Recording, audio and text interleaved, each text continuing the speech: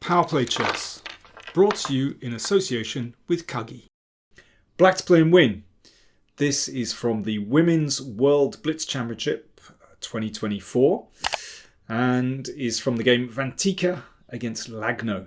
So black to play and win. In fact, there are two ways that black can win this position. Bonus points if you get both of them. So first of all, let me show you the game continuation. So Lagno played bishop takes h3. Well, really, it was kind of asking to be played, wasn't it? Seems a pretty obvious sack. And the game ended very smoothly, for black that is, because of this check. King h1, queen f4, threatening mate on h2. Not too difficult. King stepped up, but it finished all with checks and checkmate. Very simple. And if king g2 makes no odds, there we go. For example, queen g2. Okay, that's very easy indeed. In fact, white can put up some kind of defense with the move f4. So that basically just stops the queen coming here. In fact, black is winning this position, but it's not obvious. You know, there's certainly nothing immediately decisive. Bishop g4 is a good move. The bishop should step back. And what I find interesting about this is that black has a very slow motion attack, and you know, this queen is so far away that it's impossible to put up a defense. So for example, knight takes d5, okay, that wins the pawn back, but queen h4. So the threat is actually to check here. So for example, a4, knight f3 check, and that just opens up the king. And that's absolutely crushing. And it's very difficult for white to find anything here.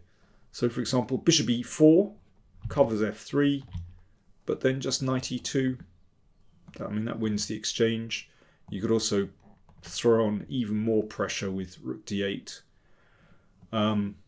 It's a winning position for black. So there we go. That's our first win. Bishop takes h3, although after f4 can get a little bit tricky. Still got to finish it off.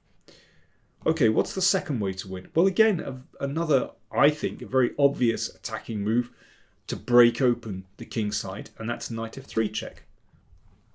So if the king steps back, well, worst case, you can just take a rook. So this should be taken, and bishop h3. Okay, with an obvious threat of queen g5 and queen g2. Now, white can put up some quite serious opposition here. Queen c1. Threat covers g5, so stops queen g5. And then queen f3. Threatening mate. Queen g5 at least stops the mate, but queen takes d3. Well, black should be winning this one. I mean, the game can go on, for example, like this. And white can actually save that rook. Well, black is 2 pawns up. I mean, if that's taken, bishop against knight with an extra pawn still requires some technique, but black should be winning that. Okay, so that's pretty straightforward variation. Okay, but what about king h2? Now this is actually quite tricky. Queen h4, rook h1. Okay, watch out for this lineup of pieces on the rook's file. And there's actually only one winning move for black in this position, and that is pawn to g6. That's a very subtle idea. I mean, I wanted to show you this puzzle because of these kind of very interesting side variations. So this is all about giving the king a nice square. Now watch this. This is really interesting. So if queen c1 So you want to try and drag the queen over. Then check. Another check. And here's the killer move. King G7. So threatening a big check there. And if, let's say, King G1, yeah, just Rook H8, and there is no decent defense to Rook H1. Now let's go back, because it's quite tricky after this one. Okay, so what about Queen C2 to defend this pawn? Well, in this case, actually, it's even easier.